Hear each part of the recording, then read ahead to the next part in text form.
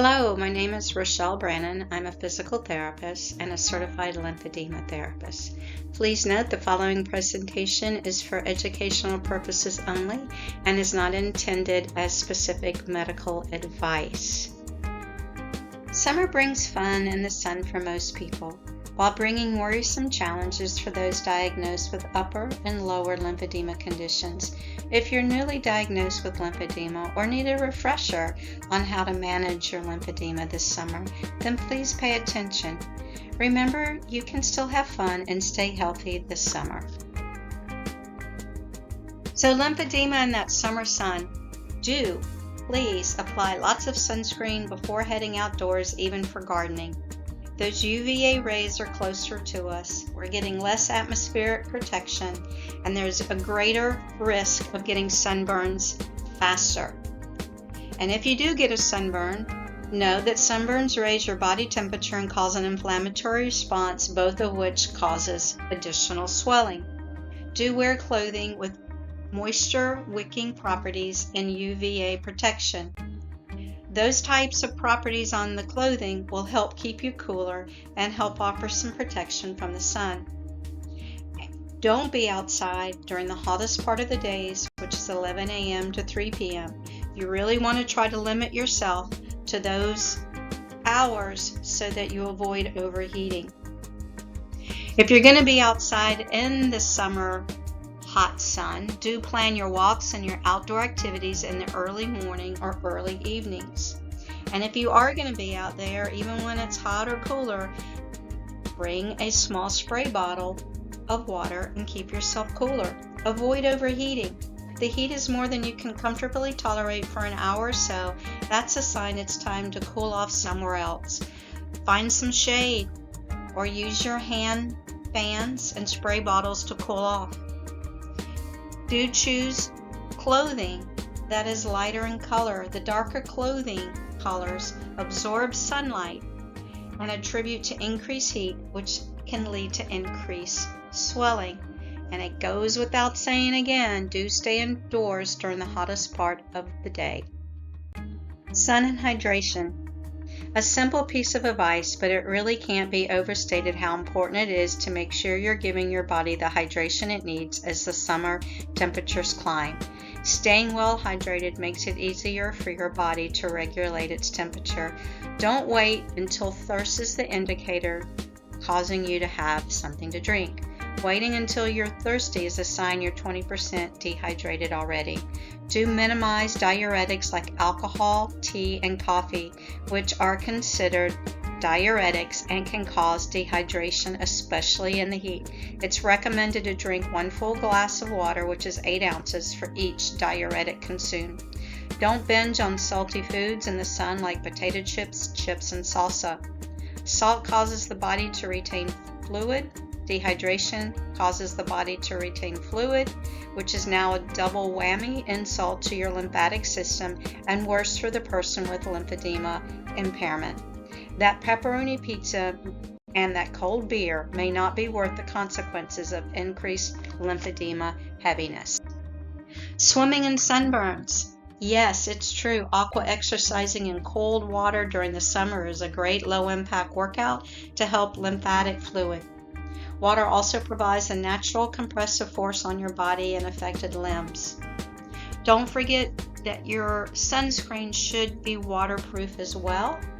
And also know that you need to apply a moisturizer barrier cream before and after getting in the water. Chlorine pools can have a drying effect on the skin and cause skin breakdown. Do wear protective clothing, especially in the oceans and lakes if you have lower extremity lymphedema, to prevent skin, feet cuts, and risk of infections. Goes without saying, but please don't be swimming with open sores, which will increase your lymphedema risk and infection. And fungal infections are far more common in the summer as more time is spent in the water and with bare feet. Fungal infections are complications that are uncomfortable for people living with lymphedema. Try adding some powder into your shoes with an unscented bath powder or an antifungal powder to help keep infections far away. This is especially true if you find yourself going to a lot of public pools and public showers. Please wear shoes to help you decrease your risk of infection. Summer compression. You might not be aware of it, but your compression garment can still get sun passing through the garment onto your skin. So do apply sunscreen to your arm, your hands, or your fingers, or your legs before you go outside. Don't be afraid to wear your compression garments when it's hot. It is uncomfortable and it is awkward, but you really don't want your edema to get worse. You do need to wash your garment more regularly during the summertime to avoid deterioration from sweat, body oils, and sunscreen. Don't overheat. And if you are finding yourself overheating, go elevate that limb, remove your compression garment, and place a cold, wet towel over the affected limb. Elevation helps return the fluids back to your heart, and the cold towel brings down the body temperature. Do chill your daytime compression garment by putting them in a plastic bag or a Ziploc bag so they don't get damp. And this doesn't permanently keep the garments cool, but it does provide a nice cooling sensation to the limb for a while as you're putting them on. And don't forget about your nighttime garments too. You can put those in the refrigerator prior to wearing. At least a little bit, it will stay cool. You can rest your quilted limb on an ice pack. Don't place an ice pack directly on your skin. Use ice at night by placing it inside your pillowcase. Rest your limb on the pack to reduce swelling and discomfort. Summer insects, those mosquitoes, nicks, cuts, and scrapes, all concerns if you have a lymphedema impairment. Do apply insect repellent before going outside. Prevent those bites and infections. There's lots of natural repellents to choose from. Don't scratch your bites. Breaking the skin could lead to increased swelling or worsen infection. Do treat those insect bites or scrapes or nicks as soon as possible.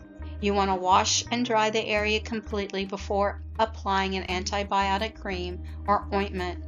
And don't forget to carry a small bug spray bottle with you as you're going hiking. Mosquitoes love wooded areas, standing water, so try to avoid those spots during the dusk hour. If you enjoy camping, fishing, sometimes nicks and cuts and scrapes just happen with those activities. Plan to bring along a specialized first aid kit that includes alcohol wipes to clean any skin breaks, antibiotic cream, and bandages. Do seek medical attention if you notice warmth, redness, pain, or increased swelling in or around the site of the wound or the mosquito bite. All those things will help you minimize infection. Summer car travel. We all want to get there as fast as we can without taking breaks. But try not to stay in one spot for too long as you travel in the car, as you know that you'll have an increased risk of swelling. It's recommended to try to stop at rest breaks about every 1 to 2 hours. Get out, stretch your body, and walk around. It will definitely decrease the risk of swelling. Don't forget the ice cooler. It's great for hydration. And you can take a compression sleeve, put it in a Ziploc bag, and put it in the cooler. And when you're at that rest break, you can trade them. You can put on the cooler one and put the one you've been wearing back into the cooler. Cooling techniques can maintain lymphatic flow and minimize discomfort. Air travel can be difficult for those living with lymphedema. Pressure gradients, differences between the body and the cabin pressure result generally with peripheral swelling. With air travel, if you can, please do request an aisle seat so you get more freedom to move around. Don't remove those shoes. If your leg swells during travel, it's going to be much harder to put your shoes on afterwards. Here's a great tip. Wear adjustable shoes so that if your feet swell, you can adjust your shoes to fit your feet. Do wear your compression sleeve. Wear it 2 hours upon landing, which allows your lymphatic system to adjust to its new environment. Don't forget to wear your hand gauntlet or glove. Fluid nearly always takes the path of least resistance, which means that any fluid in the arm will go to the hand if it's unprotected. So please wear a hand gauntlet or a glove to keep your hand from swelling. Do perform in-flight muscle lymphatic pump exercising. You know these very well. You know if you have arm swelling, you can do ball squeezes, shoulder rolls, roll your wrists, wiggle your fingers, bicep curls, standing, waiting for the bathroom, stretch your hands above your head, go side to side, heel lifts, mini squats, leg lymphedema patients, you know ankle pumps, alphabet writing with your feet, little marches in place, hip lifts. Any movement will stimulate your muscles and improve lymphatic lymph flow. And above all things, you're well trained in doing diaphragmatic breathing. That is going to be the number one always go to if you have lymphedema. So increase your diaphragmatic breathing as you travel. Air travel. Don't forget hydration. Fill that water bottle before you get on that plane, as they're just not coming around with enough water these days. And if there's any turbulence, you don't get any water.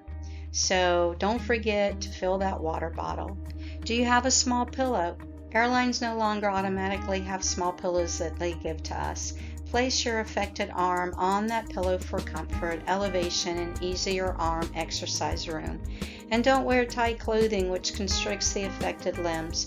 Wear loose, breathable materials. Good choices are 100% cotton, linen, and other fabrics, allowing air to circulate through your clothing. Do allow more time for airport security. Sometimes security personnel are mistrustful of compression sleeves, gloves, and pneumatic compression devices. Don't forget to create your list of your emergency contact, the medications, and doctor's information so that you're prepared for any emergency.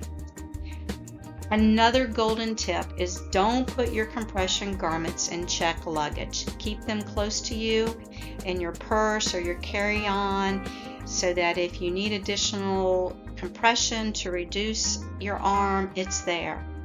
Or if you needed a replacement due to getting an unfortunate tear or dropping something on your compression garments and it's now sticky, you at least can trade them out.